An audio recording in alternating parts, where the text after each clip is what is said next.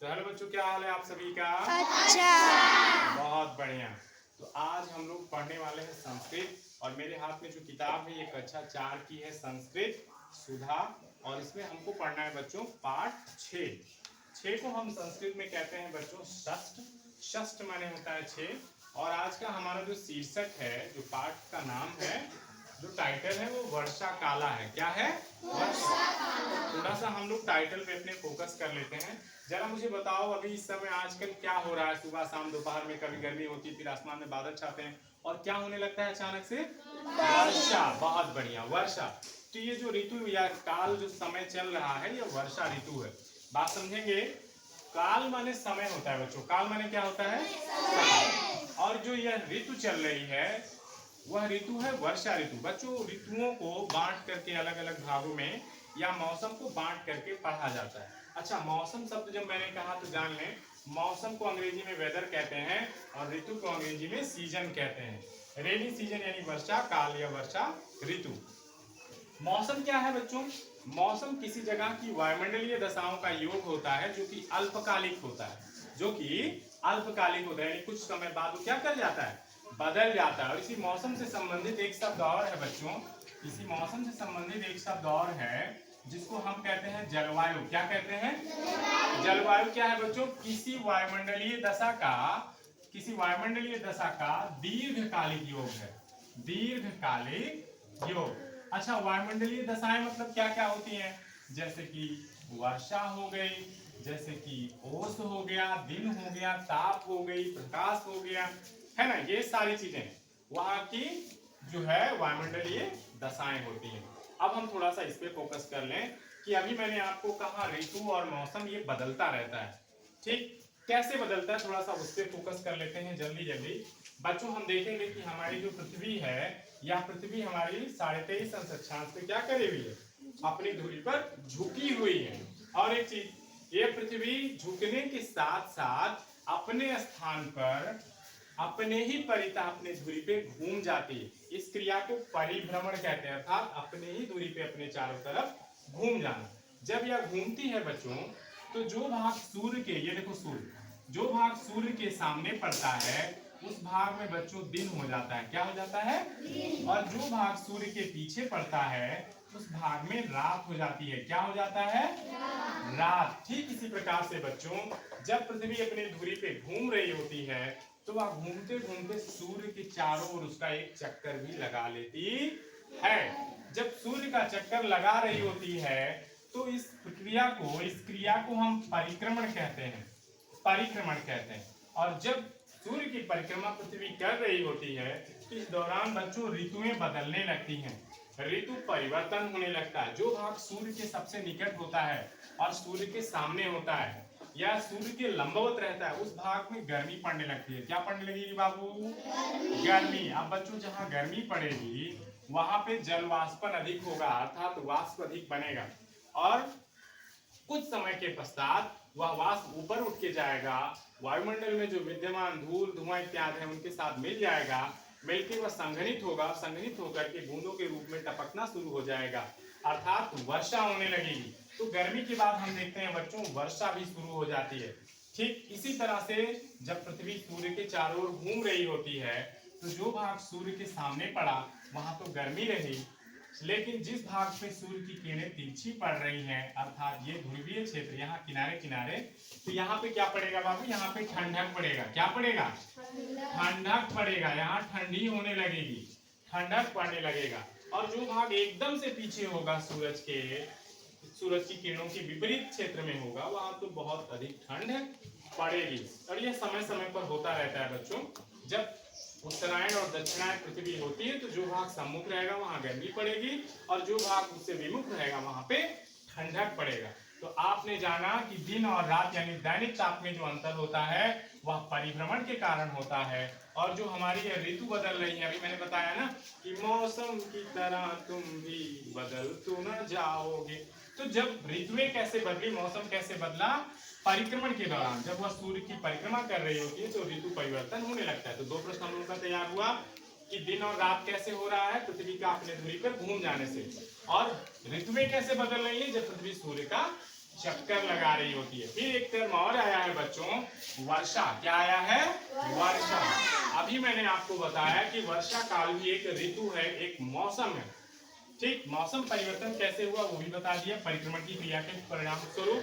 अब हम वर्षा की बात करें तो आप लोग कक्षा 6, 7, 8 में जाओगे तो वहां आप जल चक्र पढ़ने को पाओगे। बच्चों पृथ्वी पर जो भी वाटर बॉडीज हैं, अर्थात जैसे तालाब हो गया, पोखरा हो गया, नदी हो गई, सागर हो गया, महासागर हो गया, जितने भी वाटर बॉडीज हैं, जब सूर्य पृथ्वी के सम्मुख होता है या लंबवत होता है तो उस दौरान पृथ्वी को बहुत अधिक ताप मिलता है। सूर्यातप, सूर्य से आने वाले विकिरण को सूर्यातप कहते हैं। और वह विकिरण, वह ताप जब इस वाटर बॉडी पे पड़ता है, इन पानी के स्रोतों पर पड़ता है, तो वह पानी क्या होने लगता है बच्चों? पानी का एक बॉइलिंग पॉइंट होता है। एक निश्चित समय के बाद जब पानी को लगातार ऊष्मा मिलती रहेगी तो वो उबलने लगेगा। क्या होने लगता है? और उबल करके वह जलवाष्प में बदल जाता है। किसमें बदल जाता है? आपको मैंने बताया था बच्चों की जलवाष्प भी एक गैस है। क्या है? गैस। गैस की एक प्रकृति होती है बच्चों की, इसका ना तो आयतन निश्चित होता है ना ही आकार निश्चित होता है। क्यों?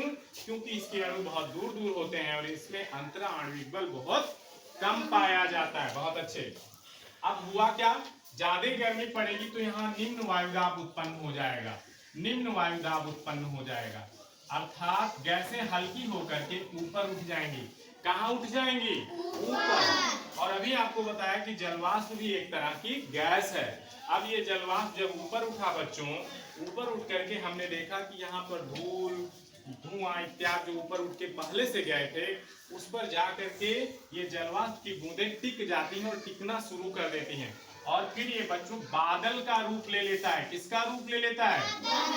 बादल का। और जब ये बादल का रूप ले लेता है और जैसे ही ठंडी हवाएं चलना शुरू होती हैं बच्चों, जब निम्न वायुदाब क्षेत्र हुआ और गैसें ऊपर उठ करके चली गई तो उसका स्थान घेरने के लिए ठंडी हवाएं आ जाती हैं जो कि सागर से स्थल की ओर चलती हैं। अब जब ये ठंडी हवाएं आई तो ये जो जलवाष्प यहाँ पे जमा था बच्चों, यह जलवाष्प क्या होने लगा? संघनित होने लगा। अर्थात जो बड़ा बादल का गुबार था वह छोटे छोटे बूंदों में टपकना शुरू कर देता है। और जब वह शुरू कर देता है तो होने लगती है वर्षा। क्या होने लगती है? वर्षा। इसी प्रक्रिया को कहते हैं वर्षा। और इस पूरे के पूरे चक्र को हम कहते हैं जल चक्र। क्या कहते हैं बच्चों? और ये फिर ये पानी बरस के आएगा, इसी नदी, तालाब, पोखरे, सागर में मिल जाएगा। फिर से गर्मी पड़ेगी, फिर से जलवाष्प बनेगा, फिर से ये आएगा, बादल बनेगा, संघनन होगा और वर्षा चलती रहेगी। और यह प्रक्रिया निरंतर चलती रहती, इसीलिए इसको जल चक्र कहा गया। क्या कहा गया? बहुत अच्छे। तो आपने वर्षा को जान लिया, काल को जान लिया, ऋतुओं को जान लिया। इसका अंग्रेजी उच्चारण भी आपने देख लिया। वर्षा कैसे होती है, ऋतु परिवर्तन कैसे होता है, साथ ही साथ दैनिक परिवर्तन या दैनिक ताप में भी परिवर्तन कैसे होता है, हमने उसको एक छोटे से व्यू के माध्यम से जानने का प्रयास किया। बच्चों अब हम आते हैं अपने पाठ पे और इस पाठ को पढ़ना शुरू करते हैं। चूंकि यह एक कविता है, एक पोएम है, तो कविता को बच्चों हम हमेशा जो है लिरिकल वे में पढ़ते हैं, संगीत में ढंग से पढ़ते हैं। तो आइए मैं इस कविता को पढ़ता हूँ। पहले मैं पढ़ूंगा, उसके बाद आप मेरे साथ इसको दोहराएंगे। तो पढ़ा जाए बच्चों। मित्र मुदिता गायति बाला, वर्षा काला वर्षा काला, प्रहवती नदी जलम हर हर हर, सर सर वहति समीरा, वने उपवने तरुशाखायं, कूजति मधुरम कीरा, गर्जति घना मयूरा नृत्यति, गगनं गता मराला, मित्र मुदिता कुर्दति बाला, वर्षा काला वर्षा काला। अब मुझे आप हाथ उठा के बताएंगे कितने बच्चे बारिश में भीग करके नहाए हैं? जरा हाथ उठाएं। बहुत अच्छे। हमको भी बारिश में भीगना और नहाना पसंद है, पर बहुत ज्यादा नहीं बच्चों, हो जाएगी आपको सर्दी। हाथ नीचे करेंगे सभी बच्चे। अब आइए इस पाठ को पढ़ के इसके अर्थ को जान लेते हैं। पढ़ा जाए बच्चों। मित्र मुदिता गायति बाला, कहा जा रहा है कि सभी मित्र मुदित हैं अर्थात प्रसन्न है। मुदित माने होता है प्रसन्न, मुदित माने गायति बाला, और सभी बालक क्या कर रहे हैं? गाना गा रहे हैं, गीत गा रहे हैं, है ना। वर्षा काला, वर्षा काला, क्योंकि क्या आ गया है? वर्षा काल आ गया है, वर्षा ऋतु आ गई है, वर्षा का समय आ गया है। प्रभवती नदी जलम हर हर हर, और नदी का जल कैसे बह रहा है? प्रभवती माने बहना, नदी जलम माने नदी का जल कैसे बह रहा है? हर हर हर हर हर। नदी का जल जब बहता है तो कल कल छल छल की ध्वनि में बहता है। किसी ने यहाँ लघु सरिता का जल पढ़ा है? किस क्लास में है? बहुत अच्छे, कक्षा 5 में। यह लघु सरिता का बहता जल कितना शीतल, कितना निर्मल है, हिम से निकल निकल, है ना।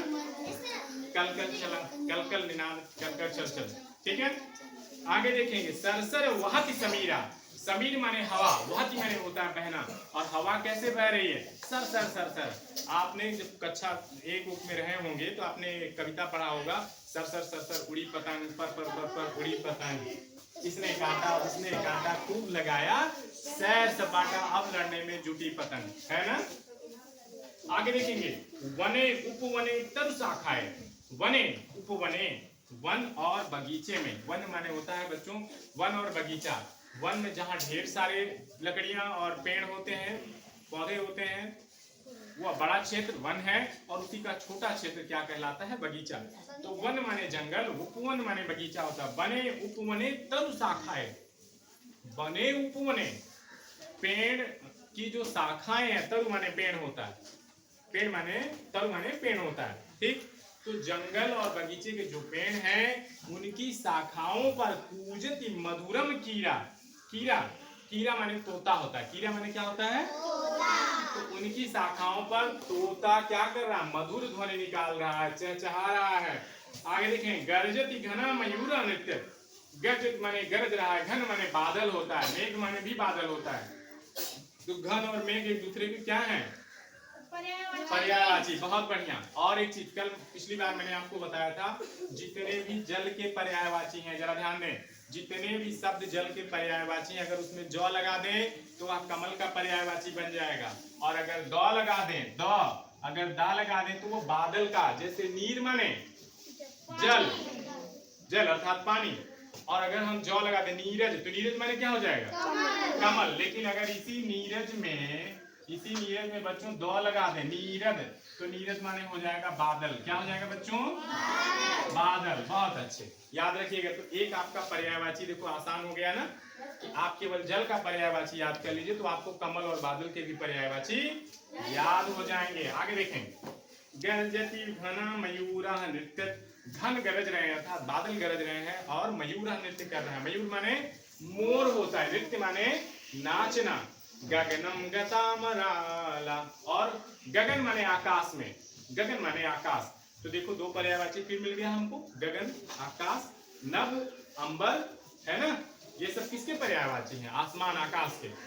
तो गगनम गतामराला, मराल माने हंस होता है, मराल माने हंस होता है। हंस को अंग्रेजी में स्वान कहते हैं, SWAN, स्वान। आगे देखेंगे। मित्र मुदिता कूदति बाला, सभी मित्र मुदित हैं, प्रसन्न हैं, और सभी बच्चे कूद रहे हैं। क्यों कूद रहे हैं? वर्षा काला, वर्षा काला, क्योंकि क्या हो रहा है? वर्षा काल आ गया है, वर्षा ऋतु आ गई है। तो इस पाठ को सभी बच्चे पढ़ लेंगे, इसके सभी शब्दार्थ को दोहरा लेंगे। उम्मीद करता हूं बच्चों कि आप लोगों को जल चक्र, परिभ्रमण, परिक्रमण, बादल कैसे बन रहा है, वर्षा कैसे हो रही है, आज की कक्षा में समझ में आया होगा। तो कैसी लगी आज की क्लास बच्चों? अच्छी।